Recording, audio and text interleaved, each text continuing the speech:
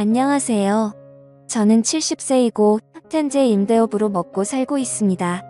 부모님 밑에서 외아들로 살아가다 절밀적 벌어놓은 돈으로 부동산 투자에 성공한 삶이어서 부러움을 사기도 했습니다. 돈 벌다 혼기를 놓쳐 40살 넘게 노총각으로 지내다가 지인에게 소개받은 맘씨 고운 여자와 결혼을 하고 아들 1명을 보았네요. 제가 혼자 자라 많은 자식들을 보길 바랬지만 그것도 팔자에 있어야 가능한 거겠더라고요. 제 외아들은 기특하게도 어렸을 적부터 속 한 번 썩이지 않고 서울에 내놓으라 하는 대학에 떡하니 합격했고 원하는 대기업에 입사해 제 능력을 한참 펼쳤습니다. 그리고 그곳에서 사내 연애로 만난 3살 연상인 여자와 결혼을 하겠다고 저절로 앞에 데려왔습니다. 지어머니처럼 순하고 착한 여자를 데려왔음 좋았을 걸 꽤나 반반한 외모이기는 했으나 어딘가 모르게 드세 보이는 예비 며느리가 맘에 걸리더군요.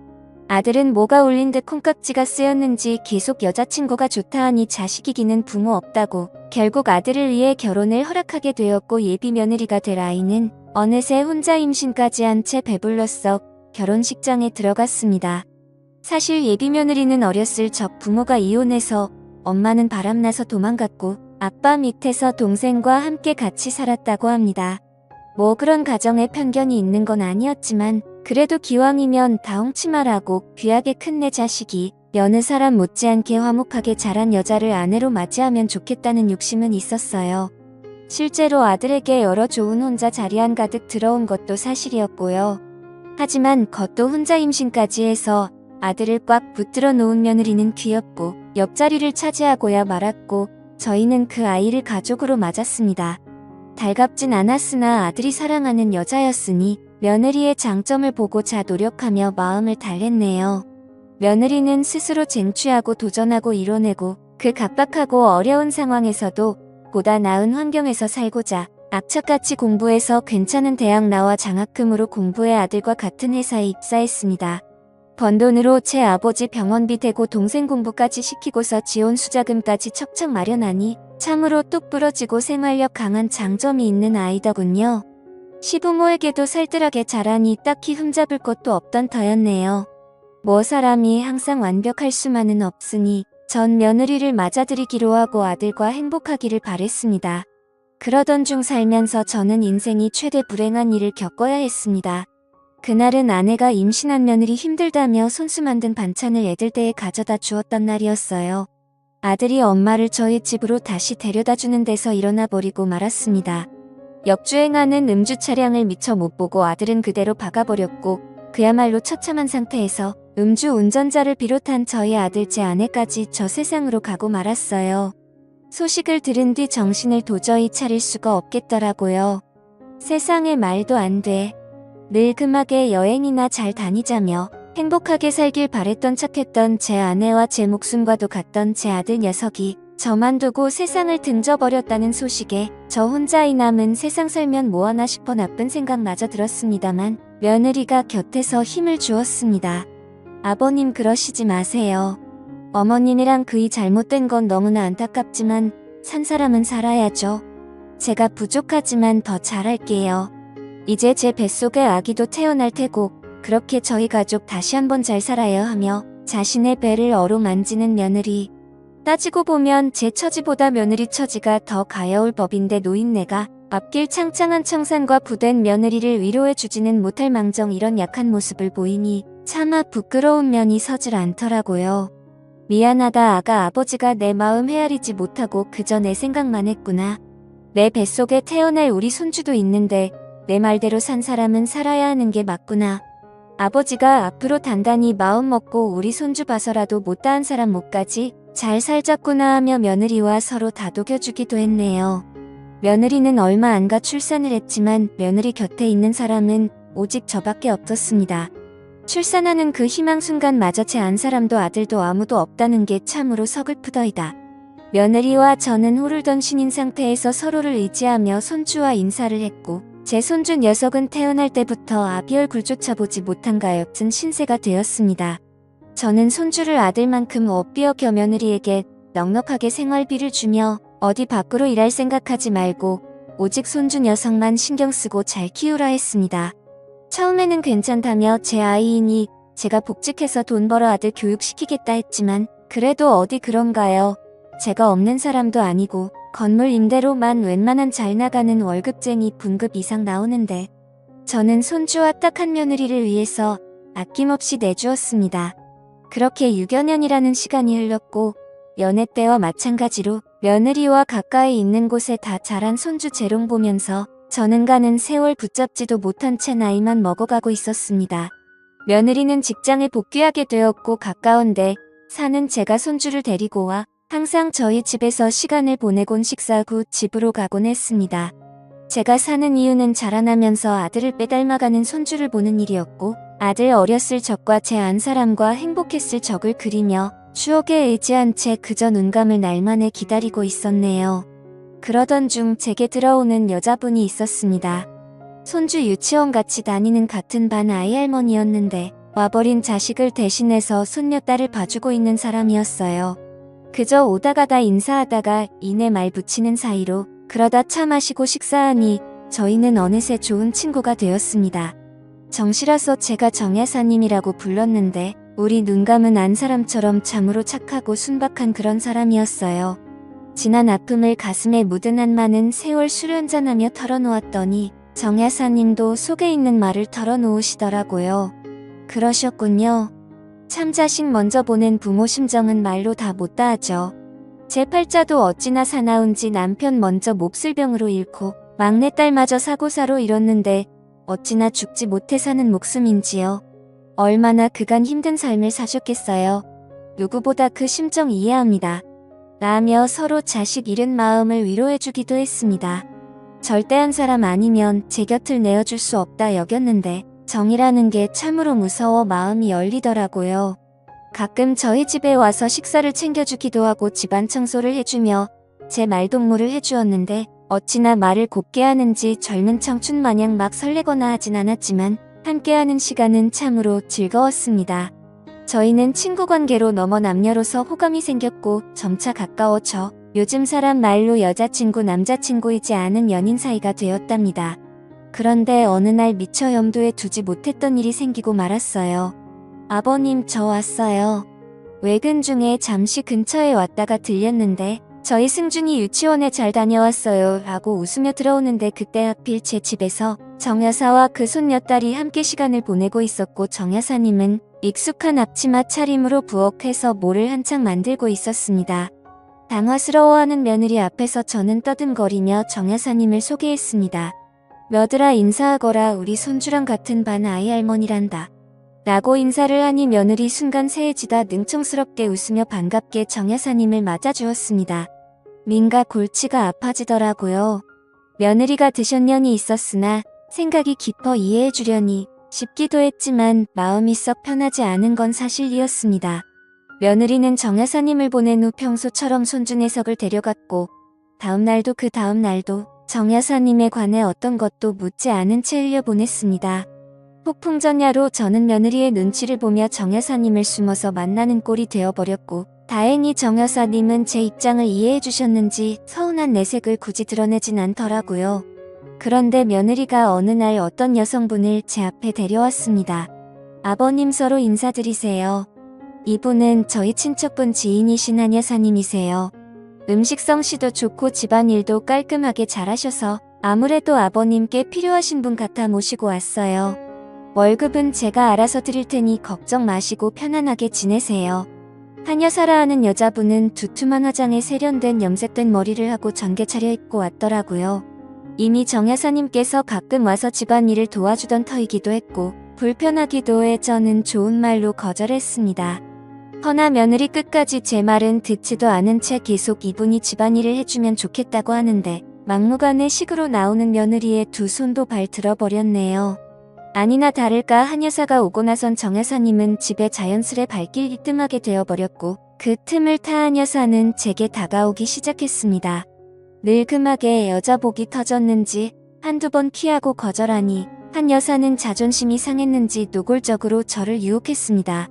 오늘 저 집에 안 들어가도 돼요. 제가 얼마 전 와인 한 병을 선물로 받았는데 향기가 아주 그윽하더라고요. 저랑 괜찮으면 한 잔 부딪혀요. 라며 제게 잔을 내밀었고 저는 여러 번 괜찮다 사염이 있지만 밀어붙이다시피 해 억지로 주는 와인 한 잔을 마신 후 정신 못 차린 채 그대로 골아떨어져 버리고 말았습니다. 그 다음날 깨나 보니 깔끔하게 정돈된 방에 어느 때와 똑같은 아침을 맞아 전 안도를 하며 숨을 쉬었고 날이 밝을 때 손주를 유치원에 데려다 주며 정 여사님과 마주쳤는데 정 여사님이 어느 때와 다르게 제게 비속고친 말씀을 하시더라고요. 승준 할아버지가 저 말고 댁에 계신 분이랑 그런 관계인 줄 몰랐네요. 그렇게 여러 여자를 거느리시는데 소질 있으신 분이신 줄 몰랐어요. 진짜 부끄러운 줄도 모르고 실망이네요. 라며 말씀을 하시곤 제 곁을 지나가시는데 이게 다 뭔가 싶었습니다. 다 오해라며 전 집에 있는 사람하고 아무 관계도 아니고 그 댁은 며느리가 데리고 온 친척의 지인분이고 단지 우리 집에 집안일 도와주시러 오신 분이다라고 설명했으나 감정에 앞서는 정 여사님께는 씨알도 안 먹히는 얘기였습니다. 정 여사님하고 멀어지자 그 틈을 이용해 집에 있던 한 여사는 제 맘에 들기 위해 꽃단장을 하고서 찾아와 말동무도 해주고 집안일도 깨끗하게 쳐주고 정 여사님이 제게 했던 일로서 제 맘을 사로잡으려 했습니다. 게다가 벼랑간 며느리까지 등장해 꽃다발과 봉투를 내밀더라고요. 어머 두 분 너무 잘 어울리세요. 그렇잖아도 제가 공연 티켓을 선물 받은 게 있는데 저 혼자 가기는 뭐하던 참이었거든요. 요새 잘나가는 트로트 가수 공연 이니 두 분이서 오붓하게 잘 다녀오시고 분위기 좋은 호텔 디너 뷔페 티켓도 함께 넣었으니 좋은 시간 보내시고 오세요. 라며 며느리까지 지원 사격을 해주니 배뜸 흘러가는 상황을 보아하니 며느리가 손을 썼는지 이런 상황을 다 염두에 두고 계획한 것 같더라고요. 워낙 영리하고 빠삭한 아이니 애써 저의 위에 그랬다고만 생각하려 했습니다. 뭐 사실 저 역시 정 여사가 그렇게 나오니 막상 실망스러움에 한 여사를 굳이 피하려 하진 않았지만 사람이 알면 알아갈수록 구관이 명관이다라는 말처럼 교양도 지식도 풍기는 외모의 분위기도 여러모로 정 여사님을 대신할 수 없겠더군요. 오히려 한 여사를 통해 정 여사님에 대한 제 마음이 확고하게 자리 잡음을 느꼈고 저는 용기 내어 다시 한번 정 여사한테 다가가기로 했습니다. 저는 한 여사의 감시를 피해 몰래 정 여사님을 놀이터 뒤편으로 불러내었고 그간 구구절절 심정을 쏟아내며 제 진심을 전해주었어요. 그러자 정 여사도 어쩔 줄 모르고서 귀엽고 여린 맘에 눈물을 훔치더라고요. 저도 실은 승준 할아버지가 보고 싶고 그립고 했어요. 제가 왜 그렇게 퍼부었나 반성도 많이 했고요. 하지만 생각할수록 제가 다가설 자리는 없는 것 같아 제 맘을 정리하기로 했습니다. 아무리 우리가 인생을 산 세월이 많다 한들 이해할 부분이 있고 도저히 이해가 안 되는 부분도 있잖아요 하고 말을 하면서 제게 휴대폰 사진을 주섬주섬 찾아 보여주더라고요. 그런데 이게 웬일인가요? 저는 휴대폰 사진을 보고 그야말로 숨이 턱 막히는 기분을 느꼈습니다. 그 사진은 바로 저와 한 여사가 한 이불을 덮고 자고 있는 모습이었어요. 그 사진이 정 여사님께 전송이 되었다는 겁니다. 저게 언제인지 생각해보니 아무래도 그때 한 여사가 제게 줬던 와인을 마시고 잠시 잠들었던 그날 같았어요. 학렬이 치받는 게 나 모르게 이런 일을 저지른 한 여사를 도저히 가만둘 수 없겠더라고요. 모종의 음모가 도사리고 있다. 여긴 저는 당장에 한 여사가 있는 집으로 들어가려 하는데 어쩐 일로 저 멀리서 며느리 차처럼 보이는 차량이 보였습니다. 평일이라 당연히 회사에 갔을 줄만 알았던 며느리는 연차를 낸 건지 어쩐 건지 가까이 다가가 보니 옆에 익숙한 얼굴의 한 여사와 얘기를 나누고 있었네요. 헌데 그 둘이 하는 얘기가 윈가 심상치 않았습니다. 야, 나 도저히 못하겠다. 저놈의 빡빡한 영감탱이 하나부터 10까지 다 맞춰주는데도 넘어올 기미가 단일도 없어. 저런 별볼일 없는 퉁퉁한 여인네랑 이런 신랑이 하는 것도 자존심 상할 판국에 일단 대접받아야겠니? 하며 더운 듯 부채질을 하고 있는 한 여사. 삐축하게 노려보며 며느리가 입술을 깨물며 대꾸하더군요. 그래서 지금 재산 50억을 그 별볼일 없는 퉁퉁한 여인네한테 뺏기겠다고. 엄마 우리 아빠 돈 못 번다고 그놈의 돈 쫓아서 남편 자식 버리고 같이 일했던 사장놈하고 도망간 거 아니었어. 이렇게 돈 좋아하는 양반이 50억을 눈앞에 두고 포기하겠다고. 시아버지가 엄마한테 안 넘어올까봐 자신 없어진 건 아니고. 엄마 이게 대체 무슨 소리야? 분명 며느리가 한 여사한테 불렀는데 며느리는 어렸을 때 어머니가 바람나 집 나갔다고 했는데 그 엄마가 바로 한 여사라는 말입니까? 비틀거리며 거의 쓰러지기 직전이었던 전 금수만도 못한 모녀의 대화를 마저 들었습니다. 며느리의 말에 분이 이랬던 한 여사는 눈알이 뒤집힐 정도로 소리를 지르더군요. 자신이 없어. 너 어따 그 여자와 날 비교하는 건데. 나의 사람 취급도 안 했던 네가 재산 상속 때문에 날 내 시아버지 옆 자리에 심어놓으려는 주식 검은 속내 뻔히 아는데 네가 나한테 이따위로 나와도 돼. 아쉬운 게 누군데. 서로 아쉽지 않아. 엄마는 시아버지 곁에서 받을 호감까지 생각하면 나한테 저래도 모자랄 판이야. 시아버지 저 세상 가고 나면 남은 재산 반반씩 나누기로 했으면 잘해야지. 50억이 거저 떨어지는 줄 알아.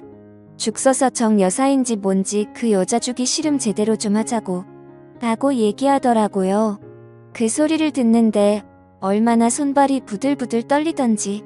손주를 봐서 그간 믿고 있었던 며느리한테 뒤통수 제대로 맞았던 저는 모든 진실을 안 이상 더 이상 가만히 있을 수 없었습니다.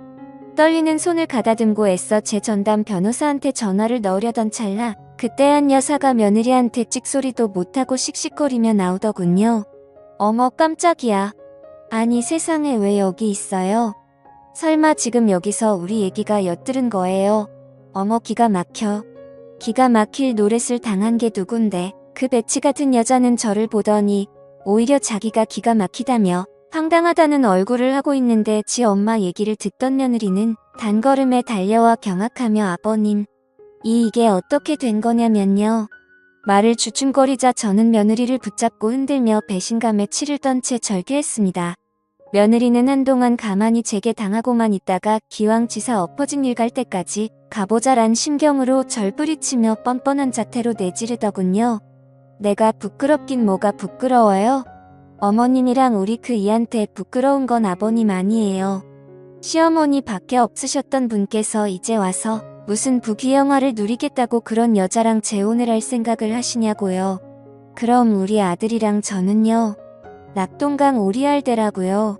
그 여자네 자식들은 이미 아버님이랑 지네 엄마랑 결혼하는 줄 알고 아버님 건물주인 거 알고 아주 신났던데. 그럼 며느리인 저와 제 아들은 어떻게 되는 건데요? 제가 뭐 때문에 여태까지 재혼 안 하고 아버님 곁에 있었던 노고가 몇 년인 줄 아세요? 그걸 유일한 핏줄인 우리 승준이만 물려받을 수 있는 아버님 재산을 그거를 그 여자와 나눠야 한다고요. 절대 있을 수도 없고 있어서도 안 될 일이에요. 저도 다 살자고 우리 아들 지키보자 했던 거라고요. 라고 끝까지 저 잘났다고 우리 손주 핑계만 대니 저는 며느리를 쳐내며 그 더러운 입으로 우리 손주 핑계 대지 말고 미사리 사육을 위해 우리 손주까지 이용하지 이제 우리 인연은 여기까지구나. 내 너를 기특하게 생각하고 내 자식처럼 보듬어 주려고 했는데 이런 무서운 짓거리를 꾸민 너하고는 도저히 가족으로 살 수가 없겠구나. 당장 내 곁에서 사라지고 앞으로 평생 보는 일 없으면 좋겠구나. 라고 하니 며느리는 극단적인 상황에 치닫자 울음이 나오는 걸 간신히 악문 채 저를 붙잡고선 그럼 승준이는요? 승준이도 다신 안 볼 생각인 거예요. 라고 해서 저는 한숨을 깊이 쉬고 그 어느 때보다 냉정한 결단을 내렸습니다. 승준이가 우리 손주인 건 맞지만 승준이가 내 아들로 사는 이상 난 승준이도 절대 볼 수가 없겠구나. 내 손주이기 전에 내 끔찍한 핏줄도 섞인 아이니까. 라고 말하며 한치의 망설임 없이 뒤돌아섰습니다.